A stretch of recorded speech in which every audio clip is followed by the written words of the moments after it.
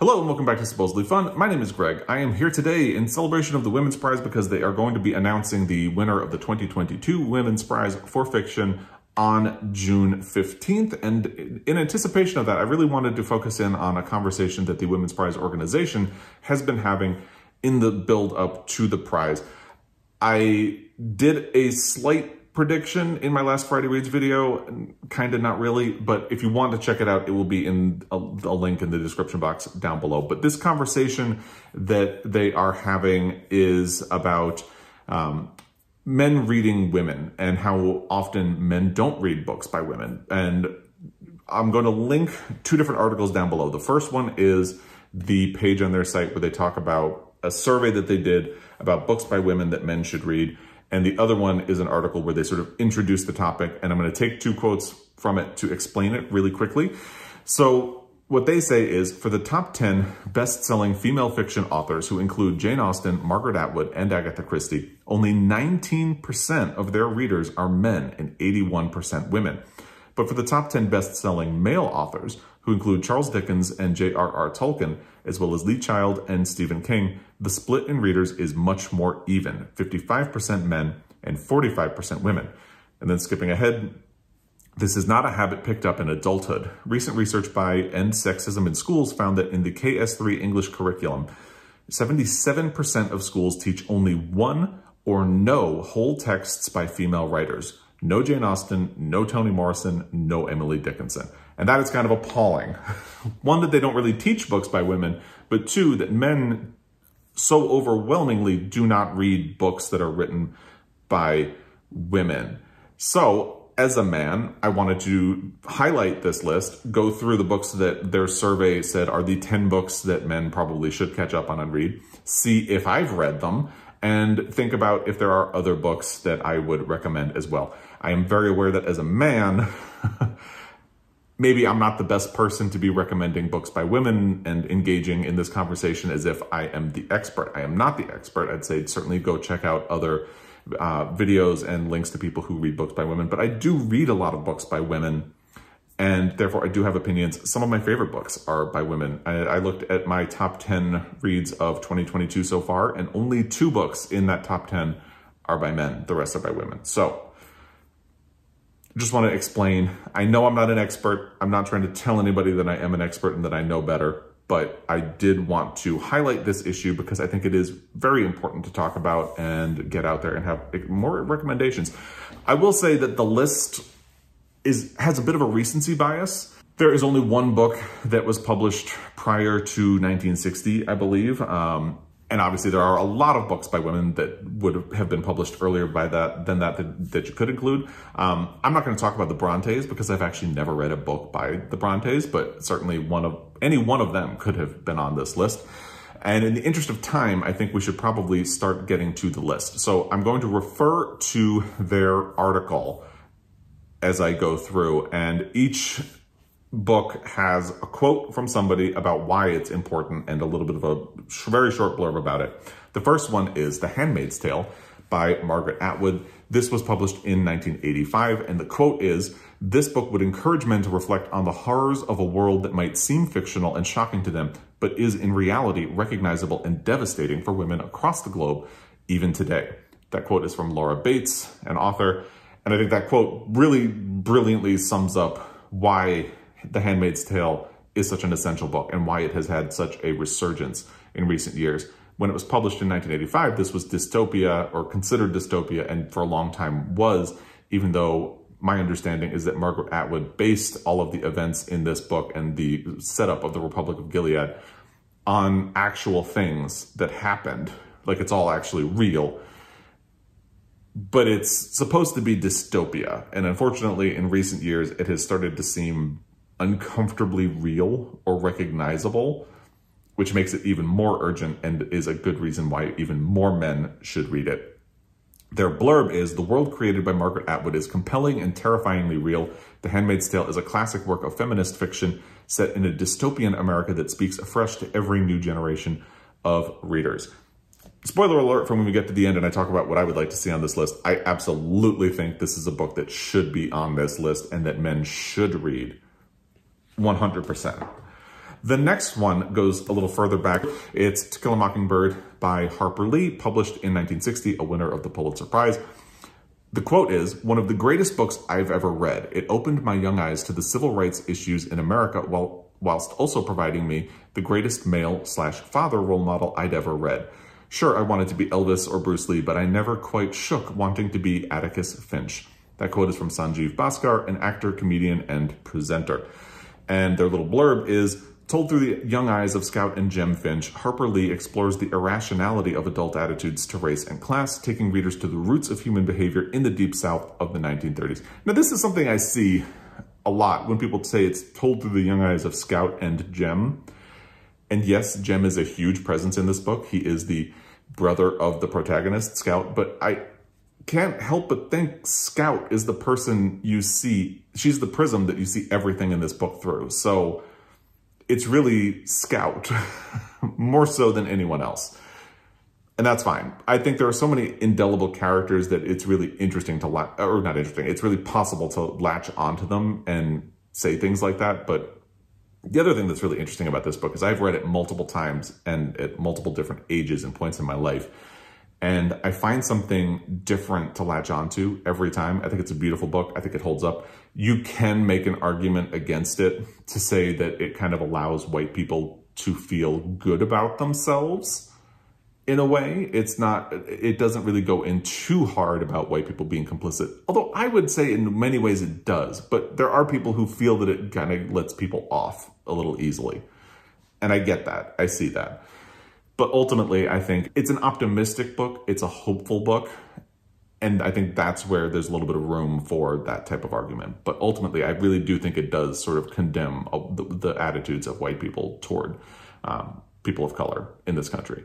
And I think it's a fantastic book. I would absolutely recommend it to people. The next book is Girl, Woman, Other by Bernardine Evaristo, a very recent book. It was published in 2019. It was the co-winner of the Booker Prize for that year, along with Margaret Atwood's The Testaments, which is a sequel to The Handmaid's Tale. We've come full circle already. The quote is, "A fantastic original novel that redefines the British experience. It's unforgettable and we loved it." That is from Viv Groskop, journalist, author, and comedian. And their little blurb is, "Teeming with life and crackling with energy, Girl, Woman, Other follows the lives and loves of 12 British women and through generations and social classes, creating a distinctive, illuminating tapestry of modern British life." I will include a review I did of Girl, Woman, Other down below when I read it. I loved this book, and for exactly those reasons, because it looks at the experiences of these 12 women, and it comes at the experience of a person of color in the UK from a lot of different directions. And it's all really interesting. And even one of the characters is actually transgender. So it comes at it from that perspective as well. And I really enjoyed this book a lot. Bernardine Evaristo is a new favorite of mine. I haven't read any of her books, her other books yet, but I really want to, because I think the way she handled this book and the conversations in it is just incredible. Really very good. The next book is The Color Purple by Alice Walker, published in 1982, another Pulitzer Prize winner, and another book that has a bit of a queer perspective in it, which is really good to see on this list. There will be more of that as we continue working our way through it. I do feel I need to say that Alice Walker has sort of amplified anti-Semitic statements in her life. I feel like that is something that is important to know, even if you enjoy the book. And I do love this book. My memory is that there's nothing in the book that would tie back to that, but I do think it's important to know that. So just for your information, that is a thing that has happened. The quote they have for this book is, "I still have my copy of this book from school. It was such an important insight into the experience of women from a different culture. It spoke to me in a way that nothing ever had prior to it. I read it cover to cover." That is Edith Bowman, a radio DJ and television presenter. And their blurb is, "Set in the deep American South between the wars, this is the story of sisters Celie and Nettie, who are separated as girls and yet sustain their loyalty to and hope in each other across time, distance, and silence." In many ways, this is a very painful book, but it also has a bit of hope and optimism and palpable love in it. I really do want to revisit it as part of my Pulitzer Prize project. I'll get around to it eventually. and maybe have a bit of a deeper conversation about Alice Walker herself. But I do love this book. It is, in my mind, a classic and something that I would still recommend to people. I do think it's important to have that context about Alice Walker, but I think it's a fantastic book. So I would say this probably deserves its spot on the list. The next one is the first whiff on the list, not in terms of whether or not I've read it. I have actually read this book, so far I'm 5 for 5. It's a whiff because I didn't like it. It's The Song of Achilles by Madeline Miller. It was published in 2011, and it is a Women's Prize winner. Their quote is, Madeline Miller's The Song of Achilles is a recent favorite. Her retelling of a traditionally male tale of war is essential reading for men because it's so nuanced, so meticulously researched and moving. It's this version of the Greek legend that makes Achilles and Patroclus real for me, the only one that delves deeply into who they are, the childhood experiences, emotions, and love that make them men. That is Eric Huang, podcaster. And their blurb is, a captivating retelling of the story of the Trojan War and its greatest hero from the point of view of his closest friend, Patroclus. And I do take a little bit of issue with that blurb because closest friend Patroclus is a little bit of gay erasure, because the whole point of the book is that Patroclus and Hercules become lovers throughout the course of the book. And ways in which, even Eric Huang said, it's a traditionally male tale of war. Achilles has been held up as this sort of masculine ideal, but he may have been gay. And this book imagines a romance between him and Patroclus, which may have happened, may not have. And the reason I didn't like it is that this relationship is pretty toxic to me, and yet I've seen people talk about how romantic it is. I don't think it's romantic. I don't want to get into it a whole lot, but that was my big problem with the book and why I had such a problem with it and just couldn't get into it. But a lot of other people have enjoyed it. Your mileage may vary compared to mine. The next one, is a difficult one for me to talk about because I had told myself that I wasn't going to talk about this author on my channel. So part of where I wrestled with whether or not to do this video in the first place was the inclusion of this author on the list. It's Half of a Yellow Sun by Chimamanda Ngozi Adichie, published in 2006. Chimamanda Ngozi Adichie is an author who really falls into the same camp as J.K. Rowling. And actually, the inclusion of this book is why I am wearing my Protect Trans Kids t-shirt, because hey, we should protect trans kids no matter what people like Chimamanda Ngozi Adichie say. And it hurts because I really liked the book Americana when I read it, but there were grumblings and like low-level comments that Chimamanda Ngozi Adichie made that aligned with a lot of what J.K. Rowling has said that is so problematic on the issue of trans women and trying to exclude them from the definition of women and exclude them from feminism in a way that degrades them as people and implies that they shouldn't have rights and in fact are dangerous in ways that obviously aren't true, but in which people will believe because these authors have credibility and really big platforms. So it's wildly irresponsible for them to talk the way that they do about these topics. So I didn't even talk about the Women's Prize, like Best of the Best thing that they did last year because Chimamanda Ngozi Adichie, and I believe this book in particular, were the winner of that. And I'm not saying people can't read her books. I'm not saying people can't enjoy her books. I decided not to give her any oxygen on my channel. For whatever platform that I have, I'd rather send this message than that. Really quickly, I should explain, before we talk about Half of a Yellow Sun, I should explain a little bit of where things got really bad with her. So in 2017, she did an interview where she was asked whether it matters, quote, how you arrived at being a woman and whether a trans woman is any less of a woman if she also grew up enjoying the privileges of being a man. In response, this is a quote. In response, Adichie began by saying, when people talk about are trans women women, my feeling is trans women are trans women. She added that conversations regarding gender are about the way the world treats us. And I think if you've lived in the world as a man with the privileges that the world accords to men and then sort of change gender, it's difficult for me to accept that then we can equate your experience with the experience of a woman who has lived from the beginning as a woman and who has not been accorded those privileges that men are. She also said, I don't think it's a good thing to talk about women's issues being exactly the same as the issues of trans women because I don't think that's true. I have a lot of problems with a lot of things that she says.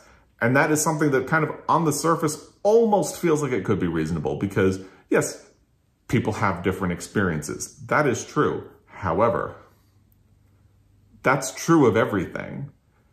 Men have different experiences from other men. It doesn't mean anybody is less of a man. Women have other differences from other women. It doesn't make them less of a woman. Like a black woman living in an inner city in the United States has a very different life and different experiences from a white woman living in the South. And that's okay. They're both women. It's fine.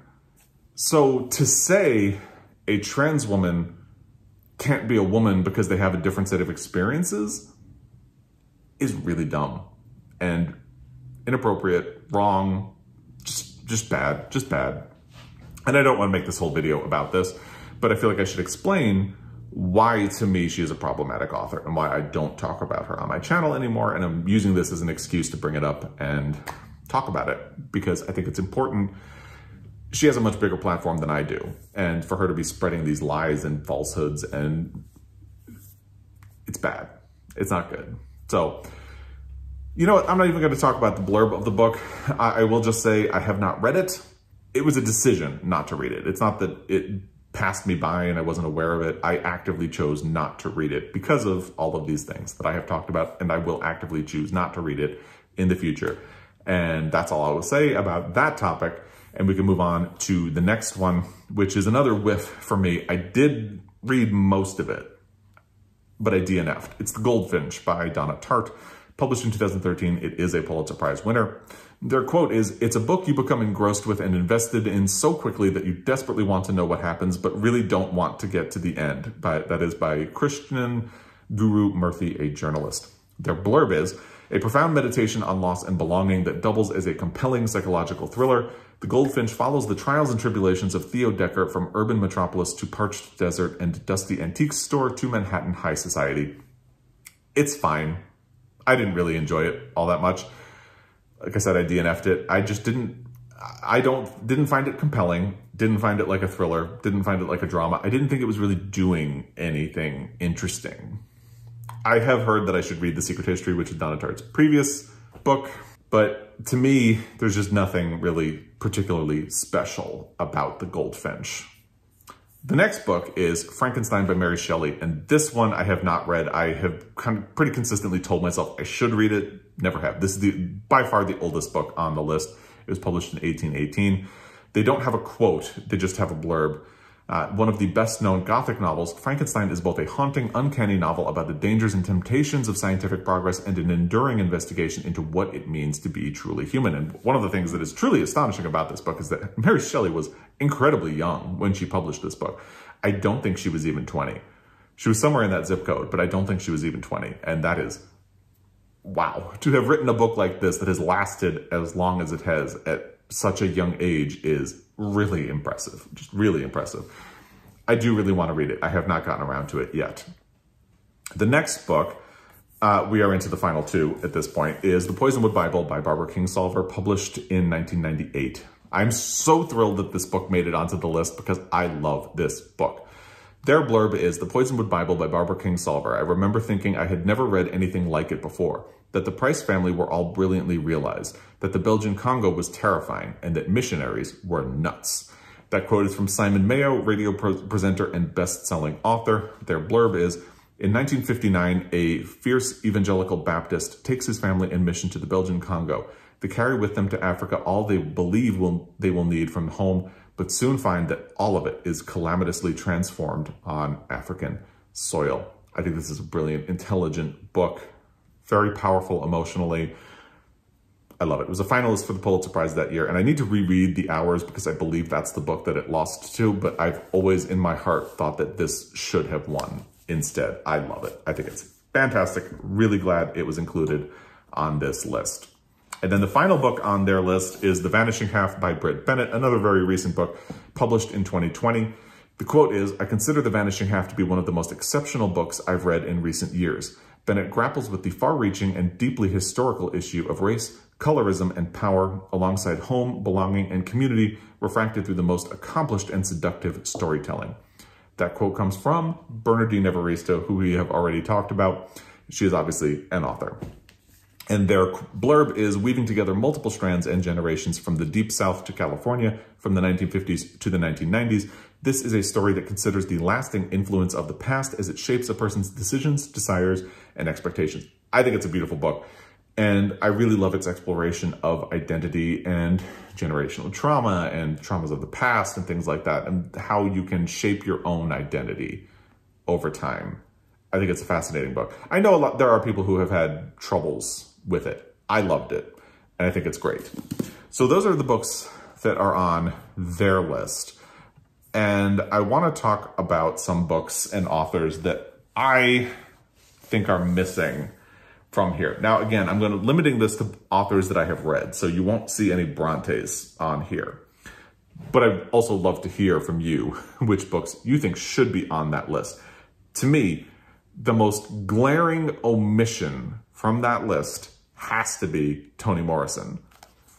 Honestly, I can't believe she's not on there. I know that list is the result of a poll, but what's going on, people? How did we miss this author? So I thought long and hard about which Toni Morrison book I would put on there. So I feel like the assumption of this list is that it's for men who have not read books by women.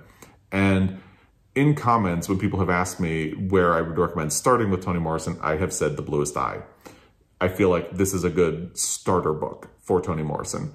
For that reason, I think it should definitely be on this list. I don't know how you can make this list without Toni Morrison. It's mind-boggling to me. She should be here. Now, they have some good queer representation on this list, but I feel like I would put on a book that I just finished, which is Rubyfruit Jungle by Rita Mae Brown. This is such a good book. I love it.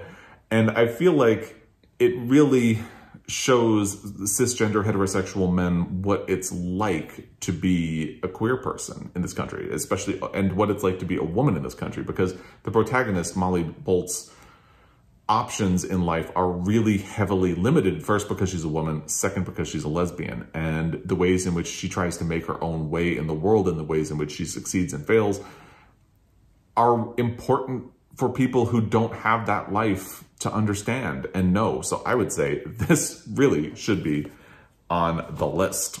And then I would put Regeneration, because here's the thing. I understand why they put Song of Achilles, because Achilles is such a traditionally masculine figure, and because of the ways it plays with the topic of war, which again is a typically masculine thing, and inserts gay plots and storylines, and forces a potentially male cisgender heterosexual audience to reckon with those. I'd say go with this, because I haven't read the rest of the trilogy yet, but in Regeneration, it's a World War I novel, so it deals with war, but it deals with sexuality as well. So it gets the same thing across, but I would say it's a much better book. So I would go with this over the Song of Achilles. That's maybe just me. And then I really struggled with the recency bias. And again, I know, especially since this list is the result of a poll, people are more likely to have read recent books than older books. But I think it's a wild shame that Passing by Nella Larsen is not on this list. This is it's a short book. It's fantastic. It deals with colorism and racism, and it's beautiful. Really well done. I would have loved to see this on the list as well. And I don't really know how you can do this list without Jane Austen either, because I feel like on the one hand, cisgender heterosexual men are probably most likely to balk at having Jane Austen on this list, because she is so associated with romance and things that men stereotypically would be like, wow, that's gross. I don't want to watch Pride and Prejudice, but it's a really good book. That's the thing. And it really deals with class and a woman's place in social society. Jane Austen is interrogating all of those things, but she's using this very approachable form of a romance to really just do a comedy of manners and a very sharp critique of social structure and the ways in which it puts women down. And yeah, a man should read that, I would say. And go with Pride and Prejudice. Why not? If you're gonna go big, go big. Why stop? And then another older book not as old as Jane Austen, is The Age of Innocence by Edith Wharton, which does a lot of the same things. It is using the form of a romance to do very sharp critique of society and what it values and what it is to be rich, what it is to be poor, what it is to live a life that matters, and the role of women and the ways in which women are judged more harshly than men. Beautiful. If you like Jane Austen, don't sleep on Edith Wharton. She's fantastic. She is absolutely fantastic. Now, I broke my rule on this next one because I said I was only including stuff that I have read. The only book by Virginia Woolf I have read is Orlando, but I found it a little tricky. So the only book of hers I own is A Room of One's Own, which I have heard really good things about. So, and I know that this deals with femininity and the role of a woman in society as well, and it's only small. So yeah, a man could certainly get to this. I haven't yet, so I'm complicit in that as well. But absolutely, it is something that would tie in with this list, and I think fits the purpose of it, and would be worth including or shouting out at least. And obviously, I get why they focused on fiction, but women write nonfiction too, and they write great nonfiction. So I put Joan Didion's The Year of Magical Thinking on my list because Joan Didion is a fantastic writer, and her nonfiction is, to me, pretty unparalleled. It's beautiful, just beautiful. I could have included other female nonfiction writers, but to me, this is sort of the apex of it, and I really love that book. And then there is I Know Where the Caged Bird Sings by Maya Angelou, another kind of nonfiction. She is mostly known for her poetry. Well, she's actually probably mostly known for this, but she was a poet, and I really need to get around to reading this. So actually, there are a fair amount of books on here that I have not read. I lied to you, and I apologize for that. This is something I really need to read as a man, as a human, and just as anyone. Really looking forward to getting to this at some point because I've heard really great things about it. And I feel like me not having read this is a huge gap in my readership. And again, not just as a reader, but as a man, because I need that to see her experience of the world. The next one is Close Range, Wyoming Stories. This is, Annie Proulx has done 3 sets of stories about Wyoming. To me, the first one is the best. This includes the story that Brokeback Mountain, which was expanded into the movie. And there's just really beautiful writing in here. There's a passage in the first story, which I believe is called The Half-Skinned Steer, that haunts me. Yeah, it's called The Half-Skinned Steer. And to this day, haunts me.